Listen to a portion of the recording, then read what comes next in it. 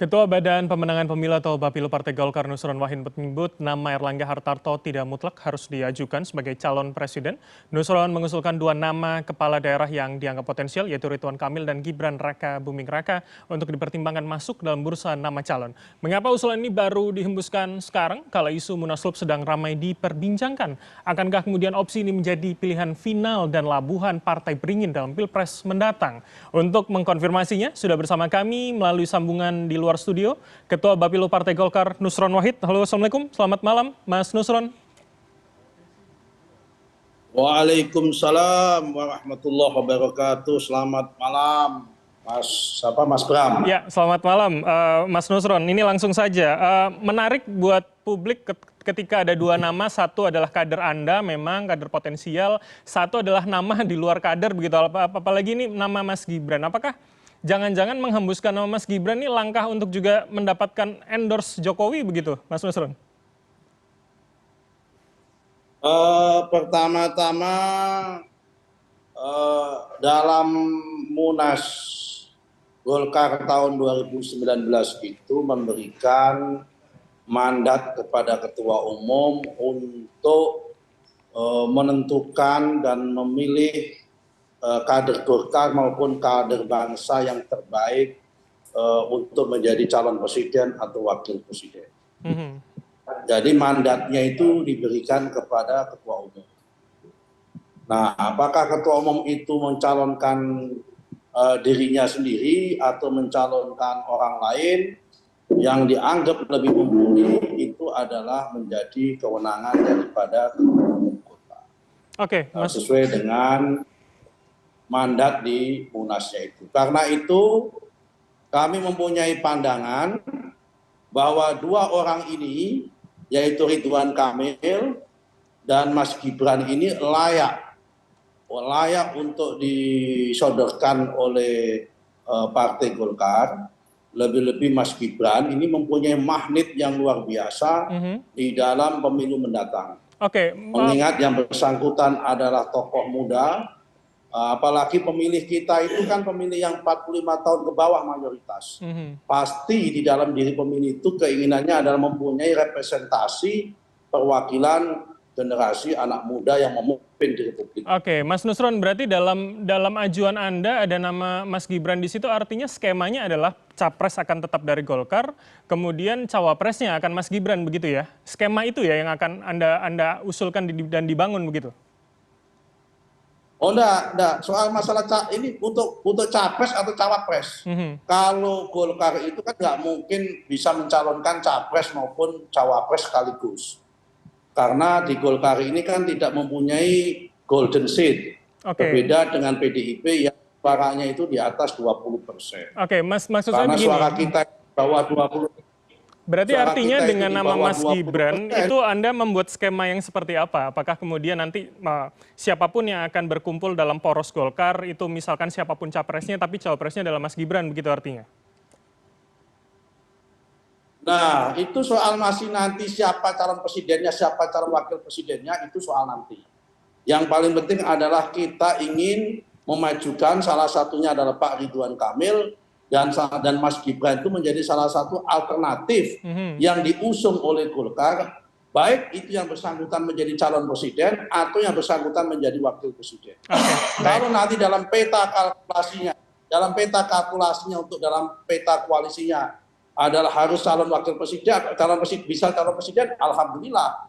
Tapi kalau memang mengharuskan dia dalam peta koalisinya harus calon wakil presiden, ya tidak ada masalah. Yang penting adalah di Golkar mempunyai banyak alternatif supaya politik ini dinamis, tidak harus mutlak kepada ketua umumnya Pak Erlangga, tetapi kita masih banyak stok anak bangsa yang lain. Ada Pak Ridwan Kamil yang sangat motivasi, dan juga ada Mas Gibran yang sangat potensial dan bisa menjadi magnet anak muda di Indonesia ini. Oke, Mas Nusron, saya mau konfirmasi. Ini kemudian publik saling mengkaitkan begitu atas kejadian yang terjadi beberapa waktu terakhir. Ketika Pak Erlangga bertemu dengan Presiden 3,5 jam usai ratas beberapa waktu yang lalu, kemudian Pak Erlangga bertemu dengan Mbak Puan beberapa waktu yang lalu. Ini setelah itu Anda menghembuskan nama Mas Gibran. Kok rasanya semuanya muncul dalam waktu bebarengan dan dan berdekatan begitu. Ini publik akhirnya mengaitkan satu sama lain, jangan-jangan kemarin bertemu Pak Jokowi ada bahasan soal ini juga antara Pak Erlangga dengan Pak Jokowi.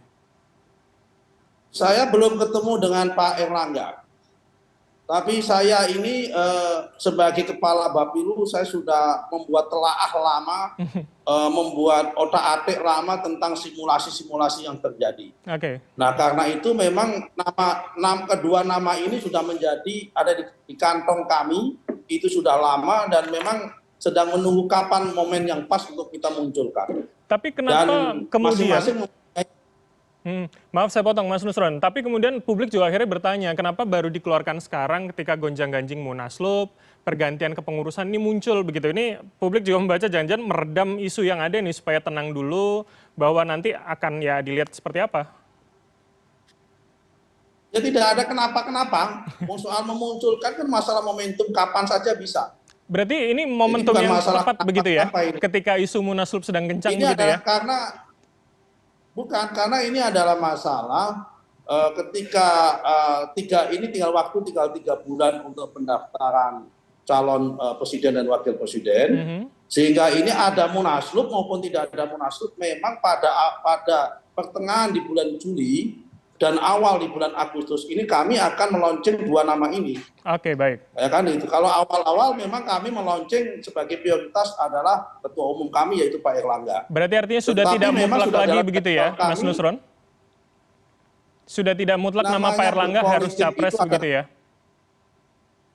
Sudah tidak mutlak lagi nama Pak Erlangga sebagai capres maupun cawapres. Ini ada tahap-tahapnya. Oke. Ini tahapnya di bulan Juli memasuki Agustus, berarti kita tinggal 3 bulan lagi. Nah karena itu kita harus mencoba mencari probability. Nah salah satu probability-nya adalah dengan nama Mas Gibran. Oke, baik. Dan saya yakin nama Mas Gibran ini sangat mempunyai magnet dan bisa akseptabilitasnya bisa diterima di semua kalangan.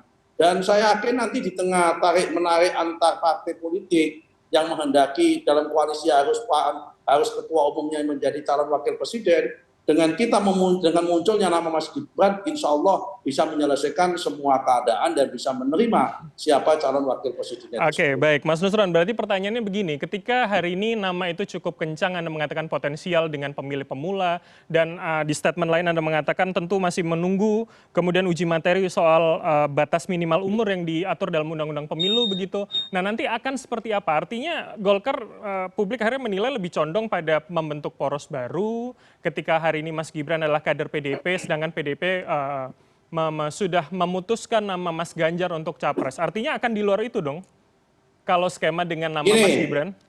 Misal nanti pada akhirnya Golkar mendukung Mas Ganjar. Seandainya Mas Ganjar itu butuh wakil presiden, dikasih nama Ridwan Kamil maupun dikasih nama Mas Gibran juga sangat potensial. Kemudian seandainya nanti Golkar pada akhirnya memutuskan mendukung Pak Prabowo, kemudian dikasih nama Ridwan Kamil, dikasih nama Mas Gibran juga sangat memungkinkan sekali, terserah bagaimana nanti Pak Prabowo itu siapa yang akan dipilih. Misal begitu simulasinya. Tetapi soal yang penting adalah kita uji dulu publik bahwa kedua nama ini diterima oleh publik dengan baik apa tidak. Dan saya yakin kedua nama ini akan diterima dengan baik oleh publik, baik dia dipasangkan dengan Prabowo maupun dipasangkan dengan Ganjar akan diterima dengan baik. Bahkan kalau diperlukan Mas Gibran maju sebagai calon presiden sendiri pun pasti juga akan diterima dengan baik. Oke, nah ini kan publik akhirnya mempertanyakan positioningnya ada di mana? Apakah kemudian Golkar dengan poros baru, kalau kemudian dengan premis-premis yang Anda sebutkan tadi, begitu, apakah nanti kemudian menjadi poros baru dengan pemimpin poros dan mencari anggota lain begitu?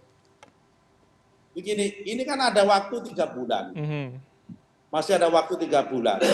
Saat ini kan masih 3 bulan. Saya kira pasti akan simulasi ini masih ada waktu. Apakah seandainya ini dipaketkan dengan Pak Prabowo, respon publiknya kayak apa, dan hitung-hitungan simulasinya kayak apa. Kalau dipaketkan dengan Mas Ganjar kayak apa, pasti ada hitung-hitungannya. Tinggal ini, intinya adalah Golkar kami mengusulkan supaya Golkar tidak lagi mutlak mencalonkan ketua umumnya, yaitu ketua umumnya Pak Erlangga, tapi mulai mempertimbangkan nama lain dan salah satunya adalah Mas Gibran, dan yang salah satunya adalah Pak Ridwan Kamil. Tinggal nanti mana kita hitung probability yang lebih memungkinkan dan bisa kejadian secara fakta politik di lapangan nantinya. Oke, baik. Kalau begitu pertanyaannya Mas Nusron, kalau kemudian nanti dengan kubu Pak Prabowo begitu misalkan nanti Golkar akan bergabung dengan Gerindra, nama Mas Gibran bisa masuk, undang-undang sudah direvisi kemudian, ini apakah tidak menimbulkan semacam kikuk dan ewah pakewah begitu antara Golkar dengan PDIP yang masih juga berkomunikasi kemarin, ketum Anda dan juga Mbak Puan, ketika nama itu diusulkan tapi PDIP juga mengusulkan Ganjar begitu. Soal masalah politik kikuk dan tidak kikuk itu kan masing-masing masalah komunikasi. Ya kan. Kita kan tidak tahu apa yang dibicarakan waktu ketua umum Mbak Puan. Jangan-jangan salah satunya adalah meminta izin. Tidak disampaikan kepada teman-teman DPP dan Bapilu begitu, Mas Nusron? Belum, karena kan masih belum disampaikan belum. Tapi kan kita ini kan namanya politik kan dinamis, berbagai kemungkinan saling semua sama terjadi. Bisa, namanya berpolitik itu. Jadi semua masih serba ada kemungkinan-kemungkinan yang ada. Sehingga tidak ada rasa kikuk. Ini tinggal masalah etika saja. Kalau memang publik menghendaki, tinggal bagaimana cara kita untuk bersilaturahmi dan cara kita untuk menyampaikan keinginan daripada publik itu. Karena partai politik sekali lagi harus mencerminkan kehendak rakyat. Jangan kita paksa kehendak rakyat seakan-akan itu. Jangan kangkangi kehendak rakyat dengan kehendak elit partai politik. Oke, Mas Nusron, terakhir kalau begitu, berarti artinya dengan nama Mas Gibran, dengan adanya skema kemudian bisa memasangkan dengan calon yang ada, misalkan Pak Prabowo, tadi Anda mengatakan, artinya Anda yakin nanti Pak Jokowi akan juga ada pada poros itu dan tidak mengikuti kemudian arahan dari partainya PDIP begitu ya? Pak Jokowi itu adalah seorang presiden yang sangat negarawan. Beliau dipastikan tidak akan ikut intervensi terhadap paket-paket presiden ini yang diusung oleh partai politik. Pun anaknya akan maju begitu ya, Mas? Ya anak, tapi politik ya politik. Baik. Ya kan, saya kira nanti itu pasti akan ada ranahnya tersendiri. Barangkali kalau sebagai nasihat orang tua ya pasti dinasihati. Tapi sebagai kepala negara pasti akan memberikan kesempatan kepada warga negara untuk memberikan kesempatan yang baik terhadap suksesor yang akan menggantinya. Jadi dalam keyakinan Golkar tidak ada begitu ya? Ketika nama Gibran diajukan, maka akan ada di belakangnya. Tidak ada itu. Tidak ada itu. Baik. Kami akan tunggu tentunya akan seperti apa langkahnya dan siapa yang kemudian akan diputuskan oleh Partai Golkar. Karena apa? Karena ya, singkat saja. Mas Gibran itu sudah magnet tersendiri. Baik. Tanpa dengan intervensi Pak Jokowi, Mas Gibran dan magnet itu sendiri. Mas Nusron, kami akan tunggu nanti seperti apa. Terima kasih atas waktu Anda, Mas Nusron Wahid, Ketua Bapilu Partai Golkar telah bergabung sama kami. Selamat malam, sehat selalu, Mas. Sama-sama. Assalamualaikum warahmatullahi wabarakatuh. Waalaikumsalam.